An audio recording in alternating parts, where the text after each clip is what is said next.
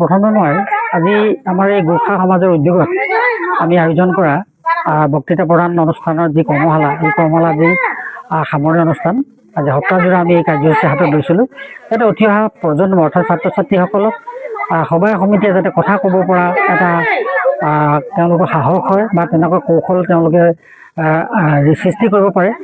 তাৰ কাৰণে আমি বিভিন্ন সময়ত বিভিন্নজনক মাতি এই কৰ্মশালাত সমল ব্যক্তি হিচাপে আমি আমন্ত্ৰণ কৰিছিলোঁ আৰু সেই সময়তে সেইসকলেও আমাৰ ছাত্ৰ ছাত্ৰীসকল যথেষ্ট সহযোগ কৰিছে আৰু তেওঁলোকে বিভিন্ন কথা কোৱাৰ শৈলীবিলাক তেওঁলোকে শিকাইছে ইয়াতে কৰ্মশালাতে।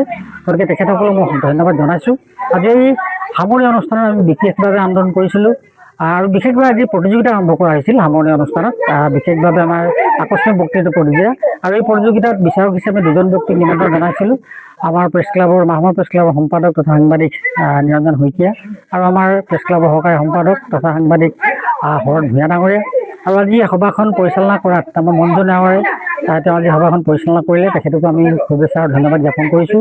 আৰু আমাৰ লগত এই অনুষ্ঠানৰ সহযোগিতা আগবঢ়োৱা আমাৰ শিক্ষক স্থানীয় নেৱাৰ ডাঙৰীয়া, জ্যেষ্ঠ ব্যক্তি নলল নেৱাৰ ডাঙৰীয়া, তেখেতসকলো আৰু লগতে আমি অতিথি হিচাপে আমন্ত্ৰণ জনাই আনিছিলোঁ অসম নেৱাৰ সন্মিলন চৰাইদেউ জিলা সমিতিৰ সভাপতি মহাত্মা নেৱাৰ ডাঙৰীয়া, চৰকাৰ শিক্ষক, জ্যেষ্ঠ শিক্ষক এগ্ৰিপ্ৰসাদ নেৱাৰ ডাঙৰীয়াৰ লগতে বিভিন্নজন ব্যক্তি আজি এই অনুষ্ঠানত উপস্থিত আছিল আৰু বিশেষভাৱে অভিভাৱকসকলো আজি ইয়াত উপস্থিত থাকিলে। আৰু ছাত্ৰ ছাত্ৰীসকলৰ যি অংশগ্ৰহণ, এই অংশগ্ৰহণে এই অনুষ্ঠানটো সাফল্যমণ্ডিত কৰি তুলিলে। গতিকে সকলোকে মোৰ তৰফৰ পৰা বা উদ্যোক্তা হিচাপে সকলোকে মই আন্তৰিক অভিনন্দন আৰু শুভেচ্ছা জ্ঞাপন কৰিছোঁ। ধন্যবাদ।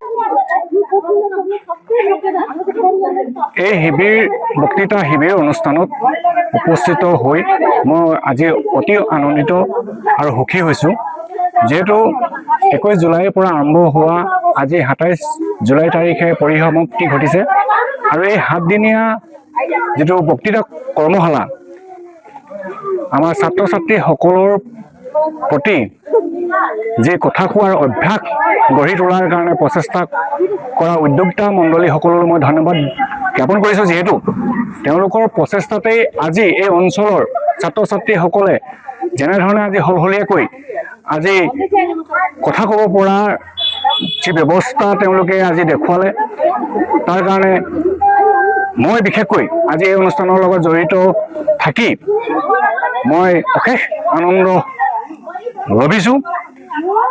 যিহেতু ছাত্ৰ ছাত্ৰীসকলে এই 7 দিনতেই তেওঁলোকে যিটো বক্তব্য ৰখাৰ যিটো প্ৰচেষ্টা, সেই প্ৰচেষ্টা অতি প্ৰশংসনীয়। আজি সলসলীয়াকৈ তেওঁলোকে ক'ব পাৰিছে, কথাবোৰ তেওঁলোকে সাহস গোটাব পাৰিছে আৰু এনেদৰে ভৱিষ্যতে তেওঁলোকে আগবাঢ়ি গ'লে এই অঞ্চলৰ পৰা এজন সুবক্তা নিশ্চয় ইয়াত জন্ম লাভ কৰিব বুলি মোৰ আশা আৰু সকলোকে মই ধন্যবাদ জ্ঞাপন কৰিছোঁ। আৰু উদ্যোক্তাসকললৈ বিশেষভাৱে একক প্ৰচেষ্টা ৰূপে আজি এই অনুষ্ঠানত আঁত ধৰা সঞ্জয় নেৱাৰ ডাঙৰীয়া আৰু আমাৰ শিক্ষক এই অঞ্চলৰ নাৰায়ণ নেৱাৰ ডাঙৰীয়া, লগতে এই অঞ্চলৰ বিশেষকৈ সন্মানীয় আমাৰ নন্দলাল ডাঙৰীয়া, সকলোকে মই ধন্যবাদ জ্ঞাপন কৰি মোৰ এই চমু বক্তব্য। কুন্দাৰু গোৰ্খা সমাজৰ উদ্যোগত 7দিনীয়া বক্তৃতা প্ৰদান কৰ্মশালা 2 নং বৰবিল আৰু 1 নং বৰবিল কুন্দাৰু সঞ্জয় নেৱাৰ ঘৰৰ আমাৰ ইয়াৰ মন্দিৰত অনুষ্ঠিত হৈছিল। আৰু এই অনুষ্ঠানত আজি সভাত সভাপতিত্ব কৰিছিল মঞ্জু নেৱাৰদেৱে আৰু সকলো যিসকল নিমন্ত্ৰিত অতিথি আহিছিল যথেষ্ট আপ্লুত হৈছে আৰু ছাত্ৰ ছাত্ৰীসকলেও এই অনুষ্ঠানৰ যোগেদি যথেষ্ট জ্ঞান অৰ্জন কৰিব পাৰিছে। মই ভাবোঁ ছাত্ৰ ছাত্ৰীসকলৰ বৃহত্তৰ স্বাৰ্থত আৰু ছাত্ৰ ছাত্ৰীসকলৰ ভৱিষ্যতটো উজ্জ্বল হওক তাৰ কামনা ৰাখিছোঁ।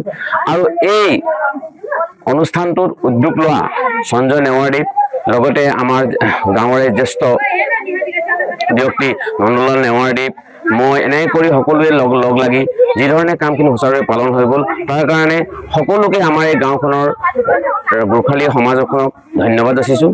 আৰু এনেধৰণৰ অনুষ্ঠানবিলাকেই ছাত্ৰ ছাত্ৰীসকলৰ ভৱিষ্যত ভাল হ'ব আৰু তেওঁলোকে যিকোনো এটা কৰ্ম কৰিবলৈ সফল হ'ব বুলি ভাবিছোঁ। আৰু নেক্সট আমি পৰৱৰ্তী সময়তো এনে অনুষ্ঠানবিলাক কৰি যাম আৰু এনে অনুষ্ঠানবিলাকে ছাত্ৰ ছাত্ৰীসকলৰ যিটো প্ৰেৰণা এই প্ৰেৰণা আৰু উদ্যোগটোৱে যেন আমাক ছাত্ৰ ছাত্ৰীসকলে যিটো আনন্দ লভিছে সেই আনন্দটো যাতে বৰ্তি থাকে তাৰ কাৰণে কামনা কৰিছোঁ আৰু সেইটো আশা লৈ আমি আগবাঢ়ি যাম বুলি বদ্ধপৰিকৰ হৈছে ইয়াকে কৈ চমুকৈ সামৰণি। যিকোনো খবৰৰ বাবে যোগাযোগ কৰক 9181 307 221 আমাৰ এই নম্বৰত।